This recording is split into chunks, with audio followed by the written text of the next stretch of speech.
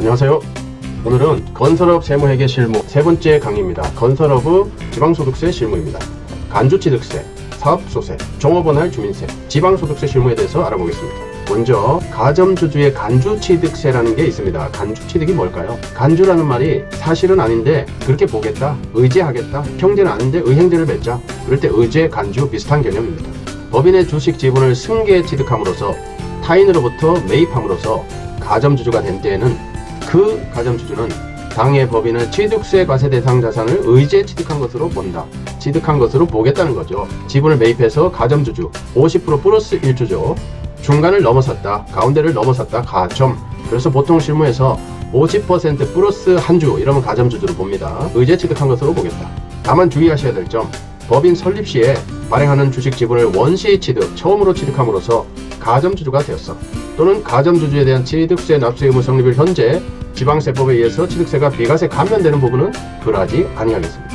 법인 설립 시 지분을 100%로 가져가는 경우 원시 취득함으로써 가점주주가 되는 경우는 간주취득세 납세 의무가 없습니다. 원시 취득, 예를 들어서 설립 시에 60% 70%를 취득했어요. 원시 취득입니다. 그때는 60% 70%에 대해서는 나오지 않고 타인으로부터 매입, 승계 취득함으로써 추가로 지분이 늘어나면 그 늘어나는 부분은 의제 취득한 것으로 보겠다. 이런 뜻이 되겠습니다. 다음, 가점주주의 정의입니다. 주주 또는 유한책임사원 1인가, 그와 친족, 기타 특수관계에 있는 자들로서 그룹입니다. 친족은 친척과 인척입니다. 친척은 성이 같은 거죠. 아버지 쪽입니다. 아버지 쪽은 사촌까지 특수관계, 인척은 결혼으로 맺어진 배우자 쪽, 육촌까지가 특수관계자. 이러한 그룹의 소유주식 지분 합계액이 당해 법인 발생주식, 발행주식의 50%를 초과, 50% 플러스 1주인 자들, 그들을 가점주주라고 말합니다. 이 가점주주의 간주취득세 개념은 비상장법인만 한정합니다. 비상장법인의 가점주주만 간주취득세가 나오는 거죠. 그리고 이러한 가점주주 그룹은 간주취득세액에 대하여 연대 납세 의무를 집니다. 국세청 입장에서는, 과세당국 입장에서는 아무나 유리한 사람 한 사람한테 취득세를 모두 징수할 수 있다는 뜻입니다. 그렇게 되면은 가점주주들 서로 간에는 구상에 의해서 해결을 하면 되겠습니다. 가점주주에 해당되면 또한 국세에 대한 출자자로서의 제2차 납세 의무도 지게 됩니다. 제2차 납세 의무는 법인이 세금을 못 내면은 2차적으로 출자자, 가점주주들이 각자의 지분 비율만큼 세금을 부담한다. 이런 뜻이 되겠습니다. 세금을 1억을 체납하면은 60% 가점주주가 있으면은 1억에 60% 6천만 원을 개인이 내야 되는 거죠. 그것이 국세에 대한 출자자의 제2차 납세 의무가 되겠습니다. 다음, 가점주주의 가세표준과 납부세액입니다. 가점주주의 가세표준은 가점주주가 성립, 지분이 늘어난 시점의 부동산 중에서 법인의 장부가액을 기준으로 가점주주 출자 지분 비율을 곱하여 가세표준을 산정합니다. 가점주주 성립 당시 당해 법인의 장부가액으로 판단하는 것이므로 감가상각이 있다면 감가상각 누계를 공제하여야 됩니다. 자산 재평가를 했다면 늘어난 재평가된 금액을 가세표준으로 삼아야 하겠습니다. 가점주주 간주취득세 세액계산 산식입니다. 먼저 가세표준은 법인의 장부가액입니다. 감가상각 후 또는 재평가된 법인의 장부가액, 거기에 과세 비율은 가점주주의 지분 비율입니다. 지분 비율, 거기에 세율 2%, 기타 주민세 등 나올 수 있습니다. 곱하면은 납부세액이 되겠습니다.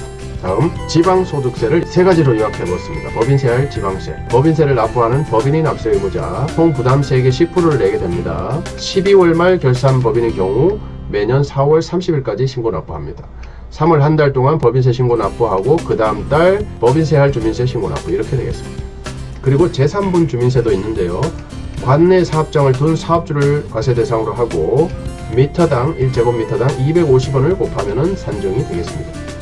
연면적 330 이하는 면세점이라 아예 세금이 없고요. 그리고 주민세 종업원할은 급여와 관련된 겁니다. 매월 급여를 주는 사업주가 납세 의무자며 급여 총액의 0.5%를 납부합니다. 급여 총액이 1억 5천 이하인 경우는 면세점이라 종업원할 주민세가 나오지 않습니다. 1억 5천이 넘어서면은, 예를 들어 1억 6천이 되면은 1억 6천 전체에 대해서 0.5%를 곱해서 산정을 합니다. 그리고 납부는 다음 달 10일까지 국민연금 각근세 납부와 동일합니다. 여기서 꿀팁 하나 드리겠습니다. 이 주민세 종업원할이 급여가 높은 경우는 상당한데요. 감면 제도가 있습니다. 종업원이 50명 기준으로 곱하기 300만원 해서 1억 5천이거든요. 그래서 처음으로 50명 초과해서 1억 5천이 되는 경우는 차후 1년 동안 초과 원인을 따져서 지점을 설치해서 1억 5천이 초과했다. 그러면 향후 1년 동안 50명분에 대한 세금, 종업원할 주민세를 감면해주는 제도가 있습니다. 그리고 두 번째로 종업원을 추가 초용해서 처음으로 처음으로 1억 5천을 돌파했다. 이 경우도 향후 1년 동안 감면해주는 제도가 있습니다. 50명분 감면해줍니다. 물론 조건이 뭐 두세 가지가 있어요. 과거 5년 동안 50명을 초과한 적이 없어야 된다든지 이런 조건이 있는데, 이걸 놓치시고 1억 5천 초과했으니 해야 되는구나 하고 무조건 0.5% 때려서 내시면은 아까운 세금을 내시게 되는 꼴이 되겠습니다. 그리고 1억 5천의 계산 방법에 대한 건데요. 1억 5천은 그달 계산하는 게 아니라 1억 5천을 급여총액 계산하는 달 과거 1년 동안 평균으로 따집니다. 그래서 9월 달에 1억 5천이 넘었어. 그럼 9월 달에는 종업원할 주민세 납부합니다. 과거 12개월치 더해서 나누기 12 하면 되겠죠. 그리고 10월 달에 가서 했더니 급여가 줄어들어서 1억 5천이 안 됐어. 그러면 10월 달은 또 종업원할 주민세를 안 내게 됩니다. 그리고 주의하셔야 될 점. 종업원할 주민세 계산하실 때 이 급여 총액은 산정된 급여 총액이 아닙니다. 지급된 급여 총액입니다. 예를 들어 9월 달에 급여 총액이 1억 6천이 나왔어요. 그래서 종업원할 주민세 대상이 됩니다. 그런데 돈이 없어서 1억 4천밖에 지급을 못했어요. 그러면은 종업원할 주민세 과세되지 않습니다. 이 부분은 실무에서 많이 헷갈리고 질문을 많이 하는 부분이기 때문에 상당히 주의 있게 살펴보셨으면 좋겠습니다.